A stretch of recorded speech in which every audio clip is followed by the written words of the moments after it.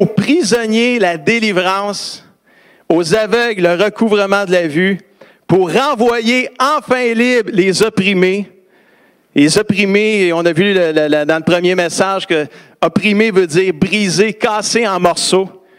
Le Seigneur veut te renvoyer enfin libre et pour proclamer une année de grâce du Seigneur. Et le titre du message ce matin, c'est « Enfin libre de la peur ». J'ai vaincu une peur quand j'ai été en voyage, il y a 2 semaines. Vous savez toute ma peur des ours. C'est connu de tous, même ceux qui ne me connaissent pas le savent quasiment, probablement. Mais il y avait une autre petite crainte qu'on a voulu me créer quand je suis parti en voyage, parce qu'on est allé faire un voyage de golf avec 8 hommes, puis c'était vraiment super. Mais on m'avait dit, fais attention, pas aux ours, mais aux alligators. C'est sûr, ça court moins vite qu'un ours, mais quand ta petite balle est proche de cette grosse affaire-là, c'est quand même impressionnant quand même. Mais je m'étais dit, on n'en verra pas. Parce que Dieu va me protéger. Mais on a vu. On a vu. Puis on les voyait de loin, là, tu sais. Mais là, on frappait sur notre coup de départ, mais ils étaient sur le green, les alligators. Tu sais, sur le bord du green, bien positionnés pour prendre vue de nos coups roulés qu'on ferait, puis que ceux qu'on manquerait surtout. Et quelle fut pas ma grande joie d'avoir un cœur qui palpitait à mesure qu'on s'avançait proche des alligators.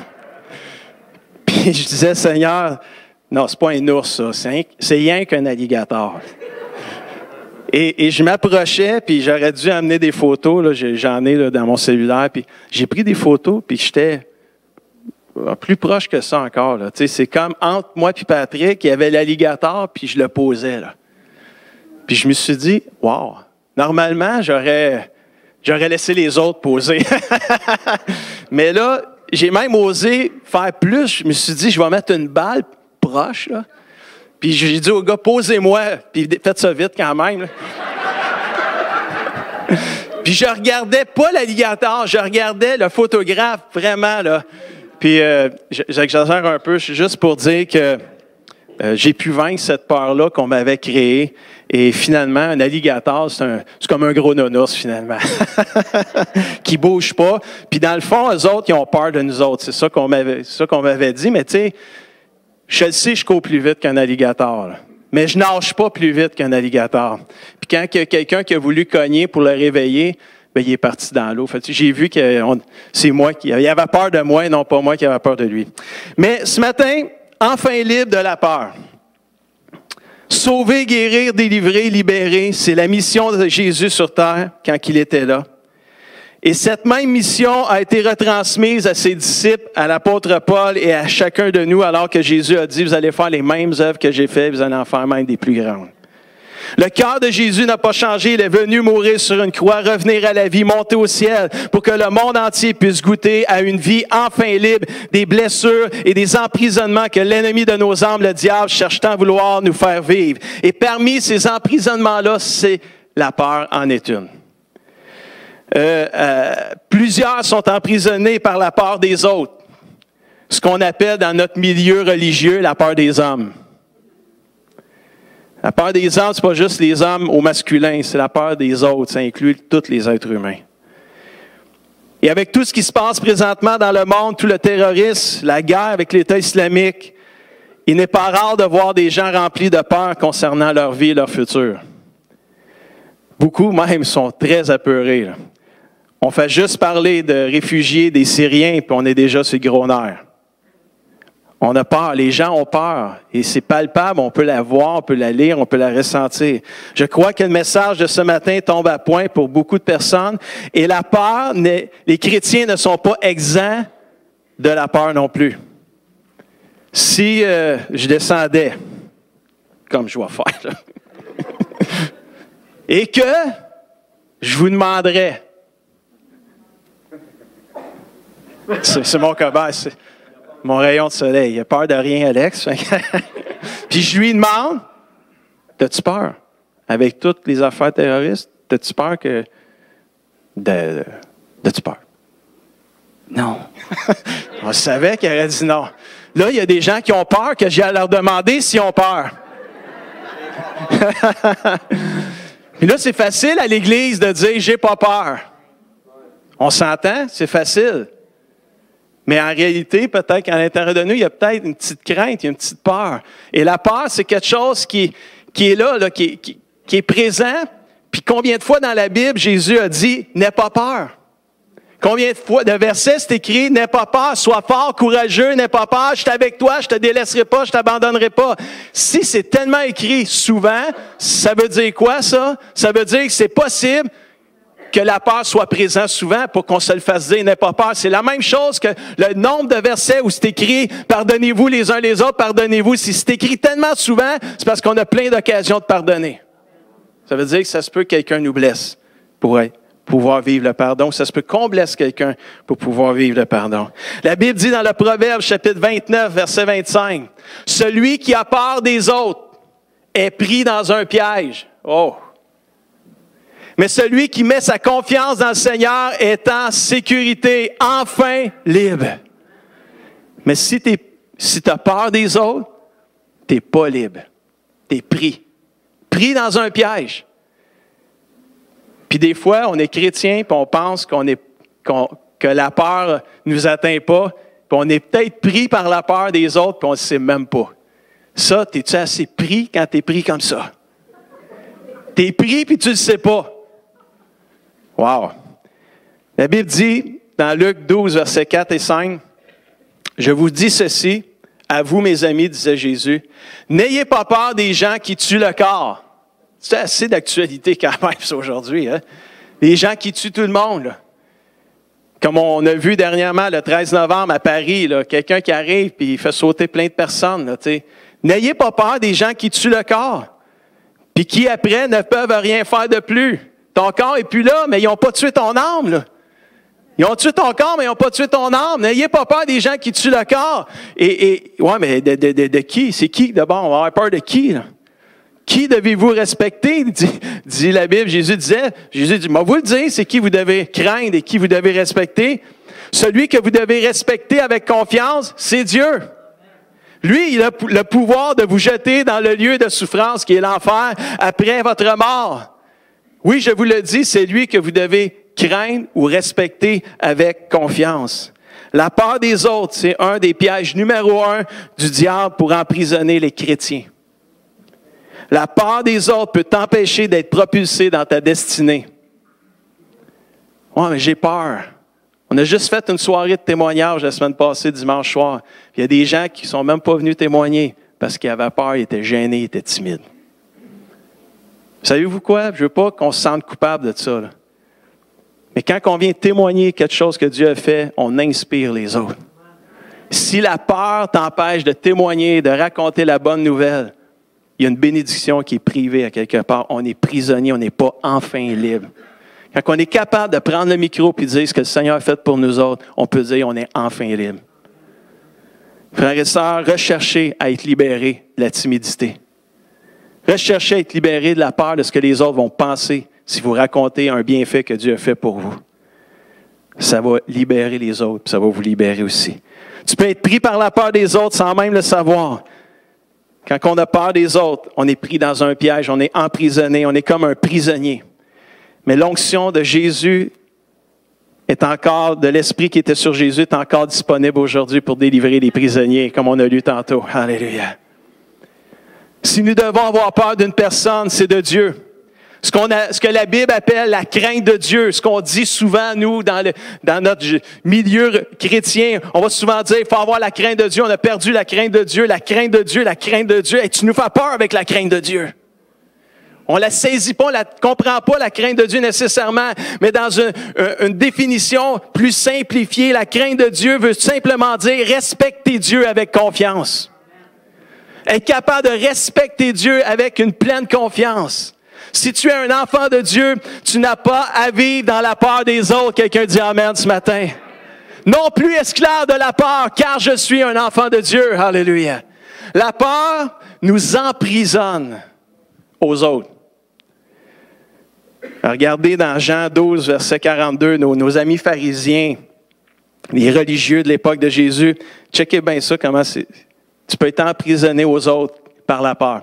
Jean 12, 42, 43. Pourtant, beaucoup de chefs juifs eux-mêmes se mettent à croire en Jésus. Tout le monde dit Amen. Wouh! C'est merveilleux. Mais à cause des pharisiens, qui étaient d'autres religieux, ils ne le disent pas tout haut. Pourquoi? Parce qu'ils ont peur d'être chassés de la maison de prière. Ils ont peur d'être mis dehors de la religion. C'est un autre mot pour comprendre mieux. Là. En effet, ils préfèrent les compliments qui viennent des humains, des hommes, à ceux qui viennent de Dieu.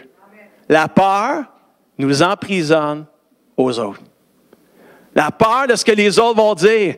Et c'est hot, là. Il y a des chefs juifs qui étaient attirés à Jésus, qui se sont même mis à croire en Jésus, mais ils n'osaient pas le dire, parce qu'ils avaient peur d'être mis dehors de leur maison de prière. Fait qu'ils ne disaient pas, ils ne vivaient pas, ils étaient paralysés. La peur emprisonne. La peur des autres emprisonne. Belle image ici, là. Le peuple de Dieu, Jésus, veut nous libérer, nous rendre enfin libres de la peur des autres. Quand on est pris dans la peur des autres, ce sont les autres qui nous dominent, qui nous contrôlent et qui nous manipulent. Sachons-le bien, famille de Dieu, le Seigneur ne nous a pas donné un esprit de peur. Non, Pasteur Guy, c'est pas ça qui est écrit dans la Bible, c'est écrit un esprit de timidité. Yes, c'est merveilleux. Parce que le grec de timidité veut dire peur, frayeur, timidité. Ce n'est pas un esprit de timidité. Alors, ça vient d'éliminer beaucoup d'affaires. Dieu ne nous a pas donné un esprit de timidité. Il ne nous a pas donné un esprit de peur. Il nous a donné quoi? Un esprit d'amour, un esprit de puissance, de force et de conseil ou de sagesse selon les versions. 2 Timothée 1,7, car Dieu ne nous a pas donné un esprit de crainte, de peur ou de timidité, mais de puissance, d'amour et de conseil. Et l'Esprit qui est venu vivre en nous quand on a donné notre vie à Jésus-Christ puis qu'on est né de nouveau, Romains 8,15 nous dit, et l'Esprit que vous avez reçu ne fait pas de vous des esclaves qui ont encore peur, mais il fait de vous quoi? Des enfants de Dieu. Alléluia. On est né de nouveau, on est devenus des enfants de Dieu. On n'est pas restés des esclaves de la peur. Alléluia. Et par cet Esprit, nous crions vers Dieu en lui disant, Abba, Père, cher papa, combien je t'aime. La peur, c'est pas un trait de personnalité, c'est un mauvais esprit qui vient directement du diable.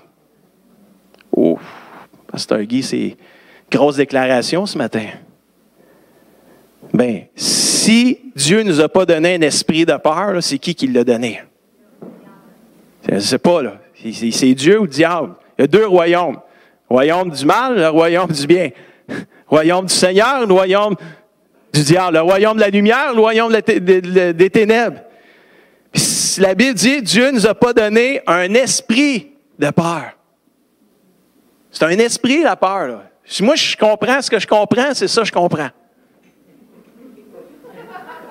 C'est un esprit. Ouais, mais moi, je suis fait de même, j'ai peur. Non, c'est un esprit, ça. Si Dieu, c'est pas ça qu'il nous a donné. Il n'a pas donné un esprit de peur. Il nous a donné un esprit d'amour, de force, de sagesse pour surmonter la peur. Alléluia. On va essayer de le dire, là. Ça se chasse au nom de Jésus, la peur. Faut que je prenne le temps de le dire parce que les CH vont voler de partout. Puis je parle pas du Canadien, là. La peur n'est pas un trait de personnalité, c'est un mauvais esprit qui vient du diable pour nous emprisonner, nous paralyser dans notre vie spirituelle. Nous avons l'autorité de chasser ce mauvais esprit au nom de Jésus-Christ afin de vivre enfin libre avec notre Dieu. Qui osera déclarer ce matin? Non plus esclave de la peur, car je suis un enfant de Dieu. Alléluia. Qui osera le déclarer ce matin avec conviction, avec foi? Je ne suis plus un esclave de la peur, je suis un enfant de Dieu. Qui veut le dire avec moi? Je ne suis plus un esclave de la peur, je suis un enfant de Dieu. Qui est un enfant de Dieu ce matin? Tu n'es pas un esclave de la peur ce matin. Déclare-le sur ta vie. Ose le déclarer. Je n'ai plus à avoir peur de la peur. Alléluia. Ça, c'est assez bien dit, ça. Wow. Quand on est emprisonné aux autres par la peur, on ressemble à ceux qui font la course à 3 jambes. C'est quelqu'un qui a déjà fait ça, la course à 3 jambes? Pasteur Guy, c'est quoi cette course-là? Bien, ça ressemble à ça. La fameuse poche de patate. La course à 3 jambes.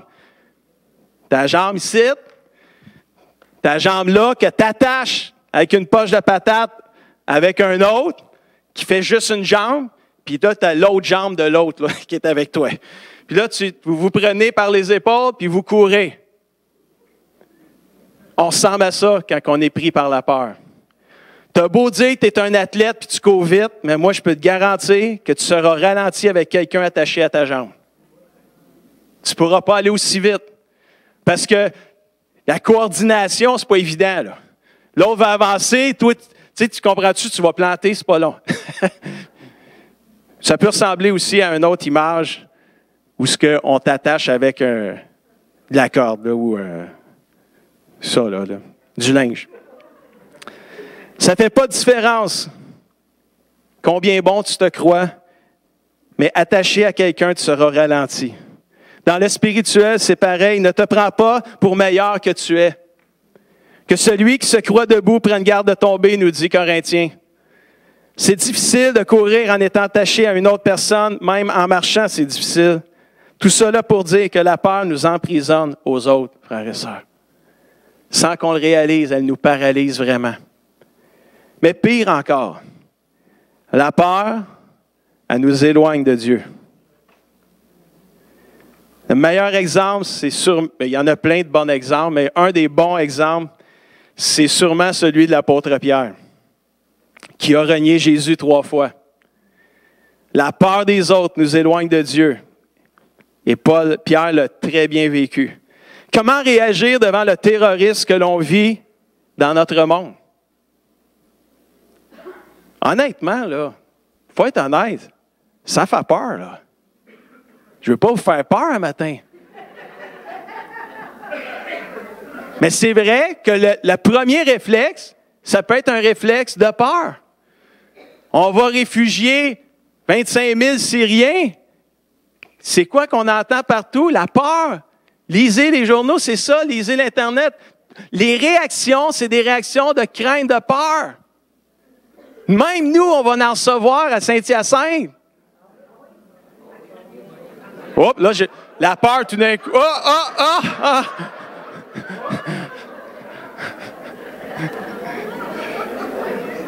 Fait-tu chaud tout d'un coup? Frères et sœurs, on parle des vraies affaires matin, là. Se cacher la tête dans le sable comme une autruche, puis faire à croire qu'il est là, non, il n'y a rien. Dieu va nous protéger. Hein? Dieu va nous protéger, là. Mais écoutez-moi bien, là. Il y a des chrétiens, là, qui meurent dans des attaques pareilles, là. Dieu va nous protéger. C'est quoi qu'on a lu le verset tantôt? Aie pas peur de ceux qui tuent le corps, mais qui ne peuvent pas tuer ton âme. Sois prêt pour le retour de Jésus, mais sois prêt à toute éventualité. S'il arrive quelque chose puis ton cœur est prêt, même si ton corps il est mort, tu es sauvé, tu vis éternellement. Ça ramène à l'essentiel ton âme. C'est tout ce terroriste-là. Oui, ça peut nous faire peur. Puis je ne pense pas qu'on souhaite mourir de cette façon-là, personne. Mais il y a une chose qui est importante, sois prêt. Mets ta vie en règle avec le Seigneur, tu n'auras pas à avoir crainte de ces choses. Ça ne veut pas dire que j'ai pas le goût de vivre ces choses-là, mais face à mon âme, quand je me mets à penser à Dieu, j'ai la paix. Quand je pense aux terroristes, ça me fait peur dans ma chair humaine. Mais quand je me mets à prier, puis je me mets à me confier en Dieu, il y a une tranquillité d'esprit qui vient, il y a une paix qui vient dans ce moment-là. La peur nous éloigne de Dieu. Comment réagir dans le terrorisme? Pierre, notre apôtre Pierre, un des plus grands utilisés par Dieu, le premier qui a prêché après la Pentecôte. Le diable, il a voulu l'éliminer avant même qu'il fasse son premier sermon. Et Pierre a vu Jésus être battu, maltraité, fouetté. Et là, Jésus s'en allait, ça croix, là. Là, Pierre, il a tout vu ça. Là. Il a vu Jésus, celui avec qui il était depuis 3 ans. Il l'a vu se faire battre, se faire fouetter. Puis là, les gens qui avaient tous battu Jésus et qui l'avaient fouetté, Ils ont vu Pierre m'emmener, puis ils ont dit, ce gars-là, il était avec Jésus. On va aller demander. Fait qu'ils s'en vont voir Pierre, puis ils disent, hey, t'étais avec Jésus, toi? Non. Non. Moi, non. Ben non. Là, je pense que tu as mal vu. Tu me confonds avec quelqu'un, mais non, il ne connaît pas Jésus. Pierre, pourtant, Jésus il avait dit, tu vas me renier 3 fois. Puis Jésus, c'est quoi qu'il a dit? Puis non, je ne te renierai pas. Voyons donc, Jésus, je vais même te protéger. Je vais sauter sur ceux qui te font du mal. Il était tellement là, confiant. Puis Jésus il a dit, non, tu vas me renier 3 fois avant même que le coq chante. Puis là, une 2e fois, on vient vers lui, puis non, ben, non, je ne le connais pas. Finalement, je ne le connais pas. Et la 3e fois, il essayait encore de justifier, puis pendant qu'il justifiait, la Bible a dit dans Luc 22, 60, immédiatement, alors qu'il parlait encore, ça c'était la 3e fois qu'il essayait de justifier pour dire qu'il ne connaissait pas Jésus, un coq chanta tout d'un coup, bang. Je ne ferai pas de coq ce matin, même si j'ai une voix de coq ce matin. Le Seigneur se retourna et regarda Pierre. Vous savez, des fois, les yeux parlent plus, le regard parle plus que les paroles. Je pense que Jésus n'a pas besoin de dire rien, là. Le regard. Et quand Pierre a vu le regard de Jésus, la Bible dit que Pierre se souvint alors de ce que le Seigneur lui avait dit avant que le coq chante. Aujourd'hui, tu me renieras 3 fois. Et la Bible dit que Pierre sortit et pleura amèrement. Laissez-moi vous dire ce que ça fait la peur des autres. La peur des autres t'empêche même de penser à ce que Dieu veut, à ce que la Bible dit. Pierre avait tellement peur qu'il ne se souvenait même plus que Jésus avait dit qu'il renierait 3 fois. Hey, renier 1 fois, it's enough, là. C'est assez. Il l'a renié, là. Il me semble que c'était clair pour Pierre. Hey, Jésus te l'a dit, tu le ferais, tu viens de le faire. Il avait tellement peur qu'il ne pensait même pas à ça. La peur des autres, elle nous paralyse et elle bloque la parole de Dieu dans nos cœurs. Elle bloque quelque chose, elle nous emprisonne vraiment la peur des autres. On le voit avec Pierre, il ne se souvenait même plus de ce que Jésus lui avait dit. C'est arrivé quand le coq a chanté, puis qu'il a croisé le regard de Jésus. La Bible dit, Pierre se souvint. Il l'avait oublié. Il l'avait oublié à cause de la peur. Probablement qu'il a vu tout ce que les gens avaient fait à Jésus, puis il dit, si je dis que je suis avec Jésus, ils vont me faire la même affaire. Puis, riez pas de Pierre, là.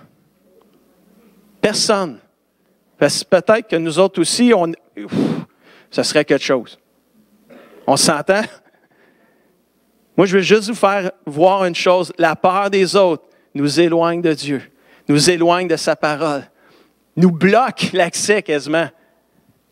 Et ça prend une œuvre de l'Esprit qui vient nous convaincre, qui vient nous toucher. Ça prend un coq qui chante, ça prend quelque chose, un regard de Jésus qui nous parle, une conviction de l'Esprit qui vient nous toucher pour qu'on puisse nous aussi sortir de cet état et pleurer amèrement puis dire, Seigneur, je te demande pardon. Il y a eu une réconciliation de Pierre avec Jésus. C'est pour ça que Pierre a pu prêcher le premier message. Et 3000 personnes se sont converties d'une shot.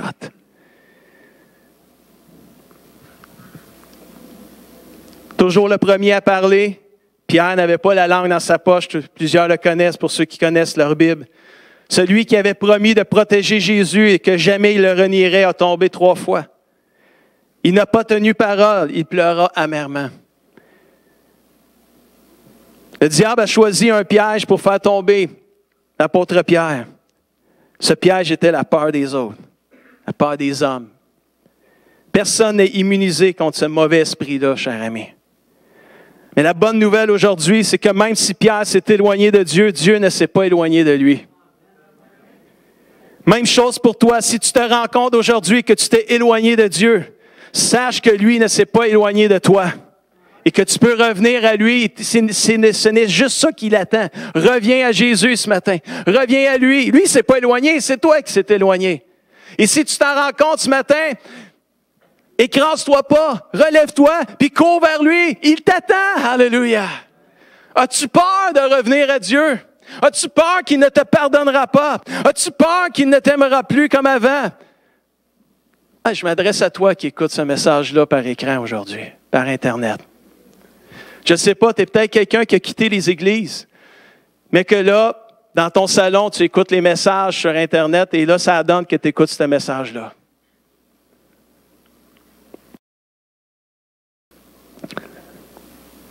Ça fait tellement longtemps que tu n'as pas été dans l'Église. L'Église t'a peut-être blessé, puis finalement, dans ton cœur, tu as pardonné à l'Église, mais tu te dis, je vais me tenir loin de l'Église. Tu aimerais peut-être venir à l'Église, tu aimerais peut-être retourner à l'Église, mais tu as peur.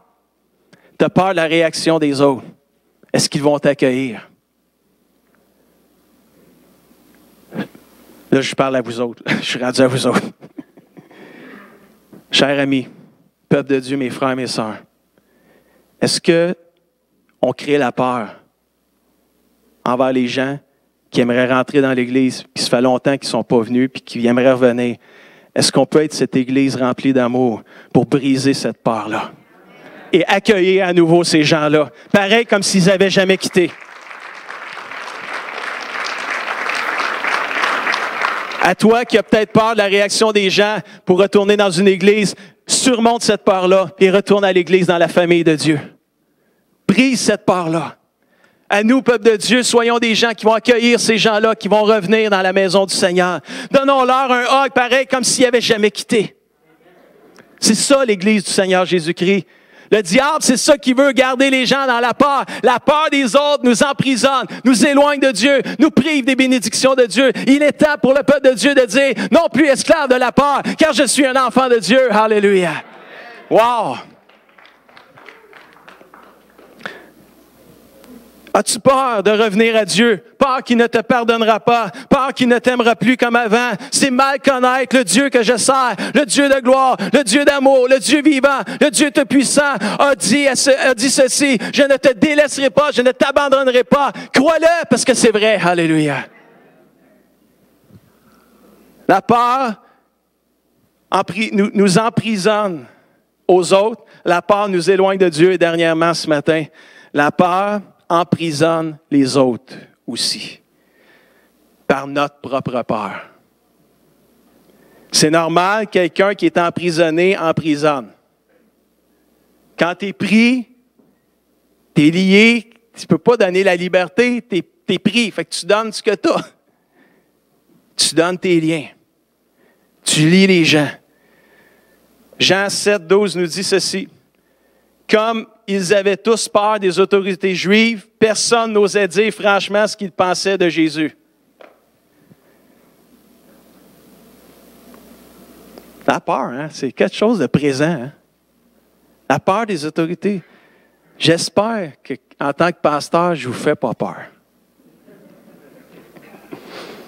Des fois, ma femme a dit, Guy, tu fais peur. Aux autres. Pas à moi, mais aux autres. La femme, après bientôt 28 ans, j'y fais plus peur, mais elle dit, Guy, c'est pas toi qui ont peur, c'est ta position. Et les gens, des fois, sont intimidés devant toi, puis écoute, je suis gros de même. Mario Gadebois, peut-être, tu pourrais avoir peur un peu, il n'est pas là, je peux en profiter ce matin. Mais moi, tu ne peux pas avoir peur de moi, là.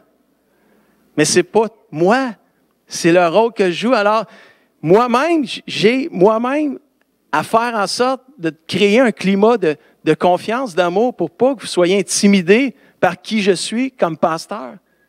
Pas que vous ayez peur de moi. Parce que si vous avez peur de moi, vous allez être paralysés. Vous n'avancerez pas, vous allez être prisonniers de la peur.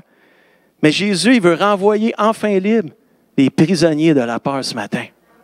Il veut que vous sortiez d'ici enfin libres. Libre de la peur. Hey, ça, là, c'est toute une délivrance, ça. Si vous êtes pris par la peur et vous sortez d'ici libérés, là, vous allez avoir vécu toute une délivrance ce matin. Parce que c'est fantastique d'être délivré de la peur. J'aurais jamais été un pasteur de toute ma vie si je n'avais pas surmonté la peur. Et encore moins un pasteur à Saint-Hyacinthe. Qu'on m'a toujours dit, Guy, le cimetière des pasteurs, c'est Saint-Hyacinthe. Je me le suis fait dire quand j'ai accepté d'être pasteur à l'Église Source de Vie avant qu'on s'en vienne fusionner. Il y a des gens qui m'ont appelé ou que j'ai vu dans des rencontres de pasteurs et qui m'ont dit, Guy, t'es-tu sûr? Parce que tu le sais, hein, Saint-Hyacinthe, c'est le cimetière des pasteurs. Puis je leur ai dit, je viens de là, je le sais. Mais Dieu a déposé un rêve dans le cœur de moi et Lynn, il y a plusieurs années, qu'un jour, on serait pasteur dans notre église. Puis toutes les blessures que j'ai vécues dans cette église-ci depuis que je suis tout petit, depuis l'église rouge, toutes les blessures que j'ai vécues, tous les déchirements, les brisements que j'ai vécus, tout le légalisme qui m'a emprisonné pendant des années, puis je ne le savais même pas.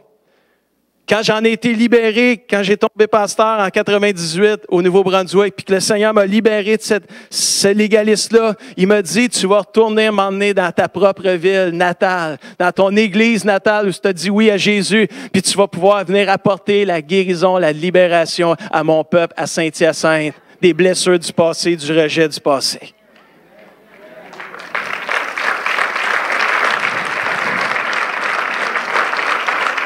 C'est pour ça que je suis ici aujourd'hui, parce que Dieu m'a donné une mission qui est plus grande que n'importe quelle peur que quelqu'un peut me faire. J'ai hâte de voir chacun de mes frères et sœurs vivre la pleine liberté, enfin libre en Jésus-Christ. Vivre cette grâce-là, être libre de la peur de ce que les autres vont penser, frères et sœurs. Wow! Jean 9, 22 nous disait, ses parents disent, les parents de l'aveugle né, pour ceux qui connaissent l'histoire, un aveugle qui est né puis qui venait d'être guéri par Jésus. Puis là, ses parents disent, parce qu'ils ont demandé, c'est-tu Jésus qui l'a guéri, là, ton fils? Écoute, on ne sait pas si c'est Jésus, allez donc le voir, il est assez grand, il va vous le dire, lui. Mais il dit, et là, la Bible dit, ses parents dirent cela parce qu'ils avaient quoi? Peur des Juifs.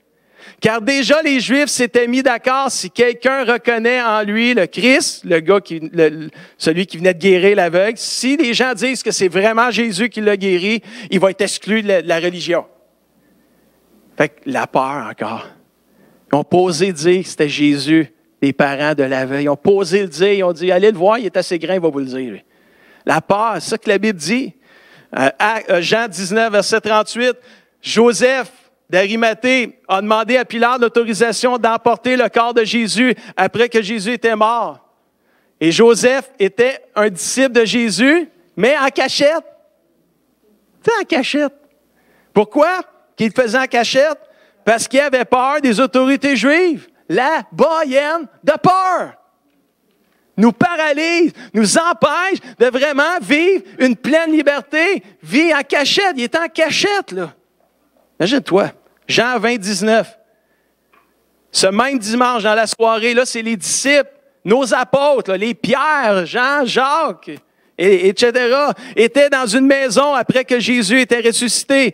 Donc, ils avaient verrouillé les portes, à clé, à cadenas, parce qu'ils avaient peur des chefs des Juifs. Jésus vint, il les a retrouvés au milieu d'eux, et il leur dit quoi? Il dit que la paix soit avec vous. Ça, c'est mon Jésus. As-tu peur? Les disciples avaient peur. Jésus arrive, qu'est-ce qu'il dit? Soyez en paix, les gars. Les femmes, les disciples, les frères et mes sœurs, soyez en paix. On est dans un climat de peur présentement dans le monde, partout. Jésus nous dit, soyez en paix, mes frères et sœurs. Soyez en paix. Faites la paix avec Dieu, vous allez être en paix. Tranquille. Wow. C'est difficile d'avouer nos péchés. C'est plus facile de dire qu'on a été pardonné de nos péchés.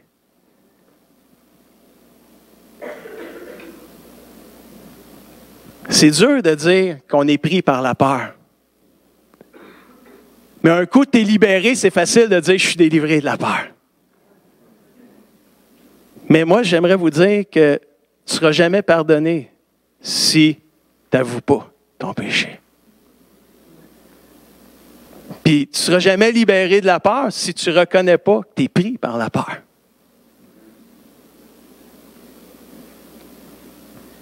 Mais c'est dur de dire que je suis pris par la peur. Pourquoi c'est dur?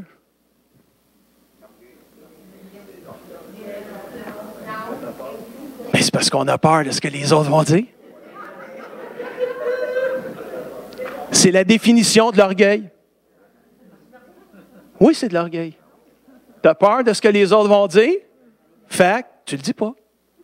Mais non, c'est quoi qu'ils vont dire si je leur dis que je suis pris par la peur? Si on est des vrais enfants de Dieu, on devrait dire, je vais prier pour toi. Si tu es pris par la peur, je vais prier pour toi. Parce que la Bible a dit, confessez les uns aux autres vos péchés afin que vous soyez guéris. Guéris. Parce que la prière du juste est efficace.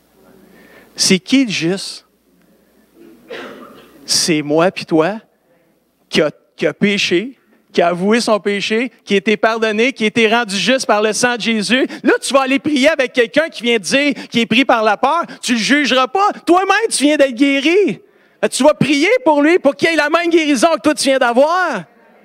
Ça, là, si on commence à vivre ça comme Église, on fait un impact, c'est sûr. C'est sûr qu'on fait un impact. La foutue peur. J'ai plein de qualificatifs pour la peur. La boyenne, la foutue, mais je vais rester poli. Elle paralyse l'Église de Jésus-Christ. Pas juste à Saint-Hyacinthe, dans le monde entier.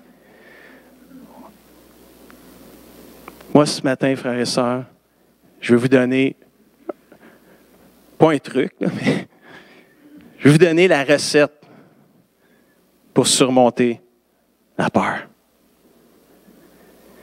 1 Jean, chapitre 4, versets 16 à 17.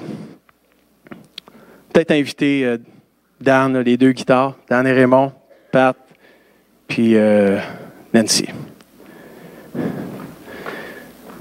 Puis on va faire tuer ma paix pour le premier coup, le premier chant, Nancy. La Bible dit, pour nous, nous avons appris à connaître l'amour que Dieu nous porte et nous y avons cru. Dieu est amour. Celui qui demeure dans l'amour demeure en Dieu et Dieu demeure en lui. Est-ce qu'on a bien compris ça? Là? Comment qu'on fait pour demeurer en Dieu? Il faut demeurer dans l'amour. Celui qui demeure dans l'amour demeure en Dieu, puis Dieu demeure en lui. C'est clair, ça? C'est bien dit, on a compris ça. Demeure dans l'amour, c'est comme demeurer en Dieu. Si tu dis, moi, là, je demeure en Dieu, Dieu demeure en moi, mais t'haïs tout le monde, il manque quelque chose. Il y a de quoi tu n'as pas compris. Mais non, je n'haïs pas tout le monde, j'haïs quelques personnes, c'est assez. C'est suffisant. Il y en a qui essayent de s'en sauver tout le temps. Non, moi, j'aime beaucoup de monde, mais j'en haïs quelques-uns. Mais j'en haïs pas. Mais, tu sais, il y a un mais. Je les aime avec l'amour de Jésus. On s'en sauvait comme ça dans le temps. Ah, lui, là... Ah, lui, je l'aime avec l'amour de Jésus, that's it, that's all. Ça voulait juste dire finalement que tu avais de la misère à l'aimer. C'est ça que ça voulait dire. Mais demeure dans l'amour, tu demeures en Dieu, Dieu demeure en toi. Dans cette communion-là d'amour avec Dieu, dans cette communion-là avec lui, l'amour atteint en nous son plein épanouissement. Wow! De sorte que nous pouvons envisager avec une confiante assurance la venue du jour du jugement. On n'a même pas peur du retour de Jésus-Christ dans une relation d'amour avec notre Dieu.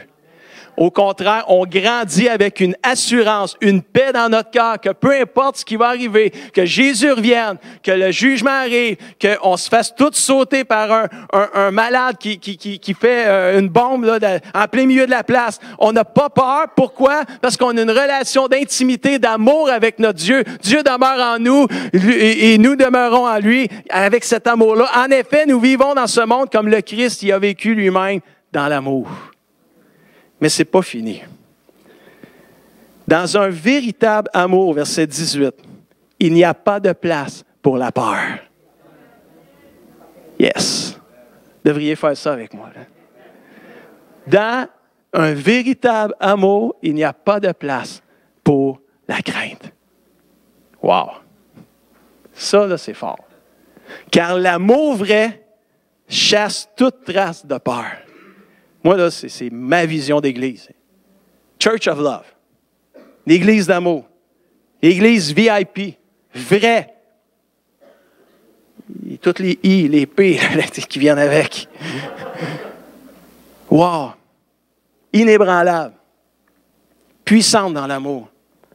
Parce que l'amour vrai chasse toute trace de crainte. Parce que la crainte suppose l'idée d'une culpabilité, la perspective d'une punition, d'un châtiment. Celui qui vit dans la peur du jugement à venir montre par là que l'amour n'a pas encore atteint son plein épanouissement en lui. Ce matin, tourne-toi vers l'amour de Dieu. Tourne-toi vers le Dieu d'amour ce matin. Laisse-toi envahir par l'amour de Dieu. Embrasse la grâce, le pardon, la libération ce matin. Ouais, mais j'ai peur, pasteur. C'est dit, c'est fini la peur. Enfin libre de la peur. On vous dit quoi faire quand vous avez peur. Faites comme, probablement, je ne sais pas si c'est David qui écrit le psaume 56, sûrement. Parce que c'est dans la zone des psaumes que David a écrit. Là. Mais peu importe, celui qui l'a écrit, il avait peur. Puis il a dit, quand j'ai peur, je mets quoi? Ma confiance en toi. Quand j'ai peur, je fais quoi? Je mets ma confiance en Dieu. Je chante la louange de Dieu à cause de sa parole. J'ai confiance en Dieu. Qu'est-ce qui arrive quand j'ai confiance en Dieu? J'ai plus peur. Wouh! Ça, c'est merveilleux, ça. Quand j'ai peur, ma première réaction devrait d'aller dans la présence de Dieu. Alléluia. D'aller mettre ma confiance en toi, Seigneur. Il y a des malades partout, Seigneur, dans le monde qui veulent faire sauter plein de monde. Seigneur, peut-être qu'à un moment donné, ça peut arriver dans notre coin de pays à nous autres. Là, c'est rendu en France. C'est plus là à tous les pays là, de Syrie, là, puis tous les noms de villes qu'on n'est pas capable de dire. Là. En France, c'est pas loin quand même si c'est loin, c'est pas si loin que ça quand même. Là. Suivez-vous quand j'ai peur? Faut que j'y aille dans la présence de Dieu. Parce que c'est un esprit qui ne vient pas de Dieu, la peur, qui veut nous emprisonner, nous garder captifs pour pas qu'on avance dans le Seigneur. Si tu as peur, viens dans la présence de Dieu. Puis commence à chanter la louange. Ah, j'aime la louange. Si tu n'aimais pas chanter la louange, là, tu as une bonne raison de le faire. Là. Dans la louange, dans la présence de Dieu, il y a de l'amour. S'il y a l'amour de Dieu, ça chasse la peur. Dans sa présence, il y a quelque chose qui vient où ce que la peur s'en va. Moi, j'aime ça. Quand j'ai peur, je mets ma confiance en Dieu. Je commence à le chanter à cause de sa parole. Là, tout d'un coup, j'ai une confiance en Dieu qui vient. Et quand j'ai confiance en Dieu, j'ai plus peur. Et ça, c'est simple. Là. Enfin libre de la peur. Est-ce qu'on peut se lever ensemble ce matin? Amen.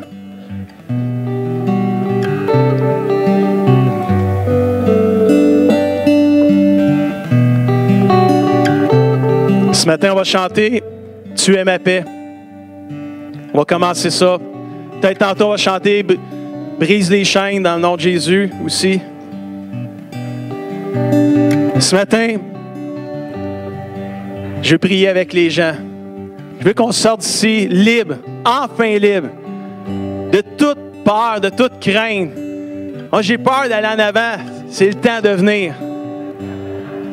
Passe par-dessus ta peur. Ouais, mais ils vont dire quoi? Les autres, ils vont dire que j'ai peur. C'est fini, la peur. Je te dis, des fois, c'est vrai que Dieu, il est partout, là. Il n'est pas juste en avant, là. Mais il se passe de quoi quand tu fais? Il y a des actions, des fois, que quand tu sors de ton banc, tu viens en avant, il y a quelque chose qui se passe de différent que si tu restes dans ton banc. Wow! Il n'y aurait peut-être pas assez de place finalement en avant ici. On pousserait les chaises. Ça se replace des chaises. Frères et sœurs, moi je veux prier avec des gens. Si ce matin, tu as peur, tu n'as pas le droit de sortir d'ici, dans cet état-là.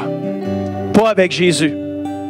Pas avec Jésus dans ton cœur. Tu es un enfant de Dieu. Si tu as peur ce matin, c'est normal. On vit tout ça.